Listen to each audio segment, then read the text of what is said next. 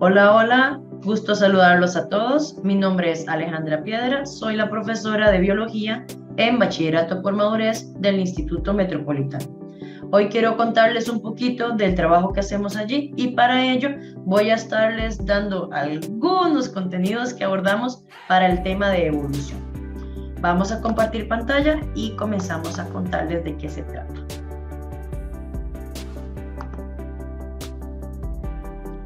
Como pueden notar, el tema de evidencias del proceso evolutivo forma parte de todo este gran bloque de evolución que tiene bastantes preguntas, pero evidencias en sí mismo contempla 3 preguntas del examen. Es un tema muy bonito, muy agradable de llevar.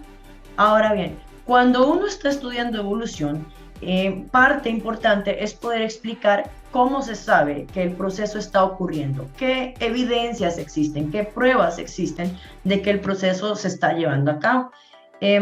Los primeros tipos de pruebas que uno puede encontrar son las que se conocen como pruebas embriológicas. Aquí dos cosas. Esta imagen que está acá aparece mucho en los exámenes, entonces cuando uno la detecta, de una vez entiende que le están conversando acerca de pruebas embriológicas.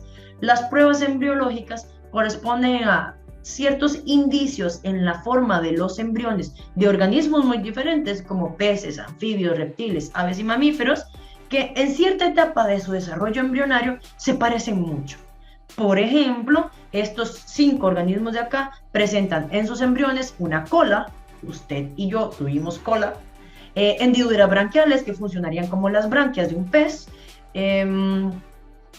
y también un tubo neural que por ahí lo conservamos todos nosotros. Pero las pruebas embriológicas, cuando uno busca sobre ellas en el examen, siempre van a referirse a embriones. Y obvio, pruebas embriológicas, pero el MEP encontró maneras camufladas de mencionar embrión sin decir realmente embrión. La frasecita desarrollo temprano, lo voy a dejar por acá escrito en caso de que les funcione. Estadios de desarrollo temprano. Una frasecita que es un poco elegante, pero que funciona para decir lo mismo, embrión.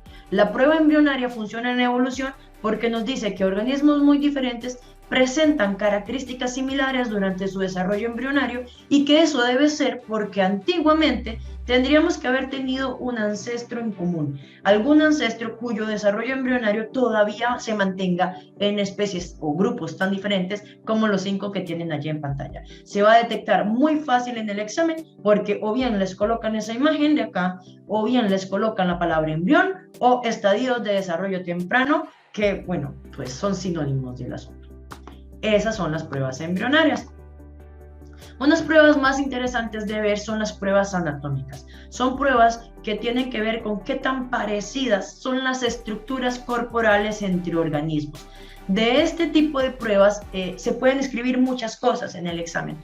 Siempre, sin embargo, van a girar en torno a órganos, estructuras enteras como un brazo o una mano o una pierna o una aleta, un ala, o si no, estructuras internas como huesos, sobre todo huesos, músculos por allí van a estar involucrados. Las pruebas anatómicas funcionan así. Entre más parecidas son las estructuras, mayor cercanía evolutiva hay entre los organismos. Ojo, que son las estructuras las que tienen que ser parecidas, no las funciones. Ejemplo, este es el brazo de un humano y esta es el ala de un pájaro. Observen que tienen estructuras similares internamente. Este hueso se encuentra acá, este hueso se encuentra acá, y estos huesos, que son todos los huesos de la mano, han sufrido modificaciones, fusiones y cuestiones de ese estilo, y se han formado en este otro huesote que tenemos por acá. Internamente o estructuralmente, estos dos órganos son muy similares, lo que significa que humanos y aves en algún momento estuvimos muy emparentados o tuvimos un ancestro en común. A pesar de que el brazo de un ser humano funciona para cosas sumamente diferentes de las que puede usar un ave con su ala. Aunque los funcionamientos sean distintos, como la estructura es similar, o más bien prácticamente idéntica, entonces hablamos de una cercanía evolutiva. Cuando los órganos se parecen en su estructura, pero se usan para funciones diferentes, vamos a estarlos tratando como órganos homólogos. Hacemos lectura rápida. órganos de animales diferentes que se parecen en estructura, pero que funcionan para cosas diferentes. La aleta de una ballena y el ala de un murciélago funcionan muy similar a esto. Tienen los mismos huesos, pero algunos están fusionados, otros se han perdido, y obviamente su funcionamiento es muy distinto. Una aleta es para desplazarse en el agua y un ala es para moverse en el aire. Esos son órganos homólogos. Hay órganos, por otra parte, que funcionan para lo mismo, como el ala de un ave y el ala de una mosca, pero cuya estructura es muy distinta. El ala de un ave tiene huesos y plumas, y el ala de una mosca pues es pura venación, puros nervios y membrana, no hay allí hueso, mucho menos plumas. Entonces, cuando los órganos tienen la misma función, pero estructuralmente son distintos, se conocen con otro nombre, como órganos análogos. Yo lo pienso como análogos de allá. ¿Por qué? Porque órganos análogos representan organismos que no están muy cercanos evolutivamente. Una mosca y un ave no están muy cercanos. Su ancestro en común más cercano está allá. Por eso lo trato como análogos, como de allá, muy lejanos. Ahora bien, funcionan para lo mismo los dos órganos, son para volar. Pero como sus estructuras son tan distintas, ya dan la evidencia de que no, evolutivamente no son parientes así como primos hermanos, no son muy cercanos. La última prueba anatómica que van a encontrar por allí es la que se conoce como órgano vestigial. Se refiere a órganos que han ido perdiendo tamaño y función. Entonces quedan como pruebas de que alguna vez tuvimos esto, de que alguna vez sirvió para algo, pero actualmente ya no sirve. Órganos vestigiales en el ser humano hay un montón y algunos de ellos son muy graciosos, como un pequeño cartílago en forma de punta que tenemos algunos en las orejas, que son un remanente de las orejas puntiagudas que tenían los primates en épocas más tempranas, o por ejemplo el apéndice, que bueno, está en bastante discusión, todavía no tenemos muy claro muy bien. Alguna idea es que servía para almacenar muchas de las semillas que consumíamos en algún otro momento evolutivo. Y que anda por allí también, las cordales, que son el ejemplo clásico. Muelas que tenemos como prueba de que en algún momento de nuestra evolución éramos realmente carnívoros. Necesitábamos moler mucho la carne cruda que existía por allí, porque pues todavía no la cocinábamos, así que teníamos esas muelas. Las hemos ido perdiendo. Los órganos que se van perdiendo porque ya no se necesitan son órganos vestigiales y nos recuerdan o nos dan pistas de nuestra evolución temprana. Otro tipo de esto es un ejemplo que anda por allí, el ala de una mariposa y el ala de un murciélago van a ser órganos análogos, el ala de un murciélago y la pata de un caballo van a ser órganos homólogos porque puedes revisarle los huesos a ambas estructuras y ver que su estructura es similar. La mano humana y la aleta de una ballena cumplen la misma función, tienen la misma estructura, son órganos homólogos. La boca de una serpiente y el pico de un ave son órganos análogos porque funcionan para lo mismo, pero su estructura interna es muy distinta. En todos los casos, cada vez que a uno le mencionen estructuras, órganos, extremidades, que sepan que les están hablando de una prueba anatómica. Mi favorita es esta, es la prueba paleontológica. Las pruebas paleontológicas, son pruebas que aparecen cuando existen fósiles. La mayoría de personas cuando piensan en evolución piensan en fósiles. Yo creo que es porque han visto mucho Jurassic Park, pero no es la única prueba que existe, como ya vimos. Las pruebas paleontológicas se refieren a registros en la historia evolutiva sobre la presencia de organismos y cómo han ido cambiando a lo largo del tiempo. Esos registros pueden ser en forma de hueso conservado o puede ser un molde, puede ser un registro de carbón, no necesariamente tiene que ser el esqueleto de un organismo, puede ser el polen de una planta, puede ser una huella que dejó, incluso hasta las heces fosilizadas funcionan en esta línea. En el examen, ¿cómo aparece? La palabra fósil es súper clásica o cualquier sinónimo como restos o registro o evidencia de su presencia, tantas cosas que pueden salir allí para las pruebas paleontológicas, pero todas van en línea de hay un resto, hay muestra que indica que un individuo pasó por allí y que tenía X y Y características. Esas serían las pruebas paleontológicas. Esto que tienen acá es mi prueba paleontológica favorita, es un Archaeopteryx, es un dinosaurio con plumas, lo cual nos llevó como prueba evolutiva para darnos cuenta que de los dinosaurios surgieron las aves. Era un dinosaurio con plumas. Ahora, la prueba bioquímica es una de las pruebas que más puede ser retadora porque trae muchas palabras extrañas, no es una única palabra.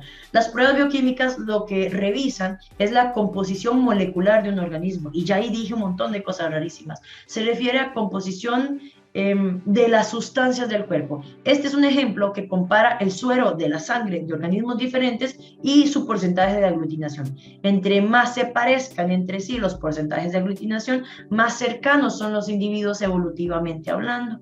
Ahora bien, ese es suero de la sangre. Ok, podríamos haber usado proteínas, podrían haberte hablado del ADN, podrían haber hablado de enzimas, podrían haber hablado de carbohidratos, lípidos, es decir, en pruebas bioquímicas uno espera que le hablen de cualquier cosa rara, interna, molecular, sustancial sobre los organismos.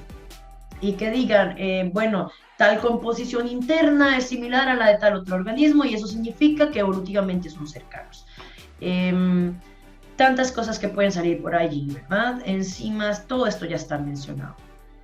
Aquí sí, el detalle es que no hay como palabras claves.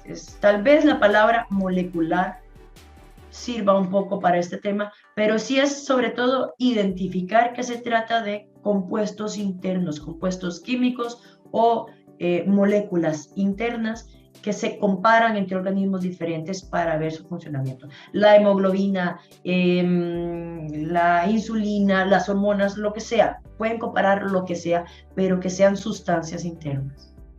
Y por último, las pruebas biogeográficas.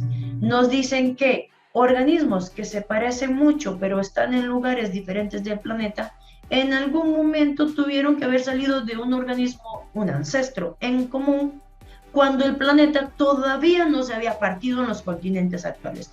Un ejemplo que me gusta mucho es, no sé si ven la figura, es el de el ñandú, el avestruz y el emú. Pueden buscarlos en Google, son muy parecidos. O sea, bueno, el avestruz tal vez es que es un poco más famoso y uno los distingue muy bien. A mí me cuesta un montón distinguir entre un ñandú y un emú. Estos tres son individuos, son aves de cuello largo, patas largas, con dificultad para el vuelo. Y una cosa interesante es que las tres se encuentran en el hemisferio sur del planeta. Y se parecen un montón entre ellas. Entonces uno se da cuenta de que en algún momento evolutivo la Tierra tuvo que haber estado pegada, los continentes tuvieron que haber estado pegados, y el ñandú, el avestruz y el emú no eran ñandú, avestruz y emú, sino que eran una sola especie de organismo que era similar a ellas, que habitaba en todo el hemisferio sur, pero que cuando los continentes se empezaron a formar y a partir, quedó distribuida en lugares diferentes y se convirtió en especies diferentes. Esas son pruebas biogeográficas. Les van a estar hablando de zonas geográficas, lugares del mundo y especies que están muy lejanas geográficamente hablando, pero que se parecen mucho entre ellas. Más o menos esta sería una pequeña clasecita de las evidencias paleontológicas. A partir de acá, lo que se hace en el instituto es empezar a resolver pruebas o preguntas de pruebas anteriores que tengan que ver con eso, de manera que se puedan encontrar claves o identificar trampas para que el estudiante esté mejor preparado para el examen. De mi parte, esto era lo que les quería compartir en esta ocasión. Invitarlos muy cordialmente a participar o a formar parte del grupo del instituto. La verdad es que hacemos nuestro mayor esfuerzo y creemos que los estudiantes llegan bastante bien preparados para los exámenes. Si tienen la oportunidad de conocerme, creo que les podría agradar las clases que podríamos conseguir por allí. Siempre estamos atentos a resolver todas las dudas y a atender a los estudiantes en el momento en el que ellos lo necesitan. Ojalá me los encuentre en una clase próximamente. Cuídense mucho y eso sería por el momento. Hasta luego.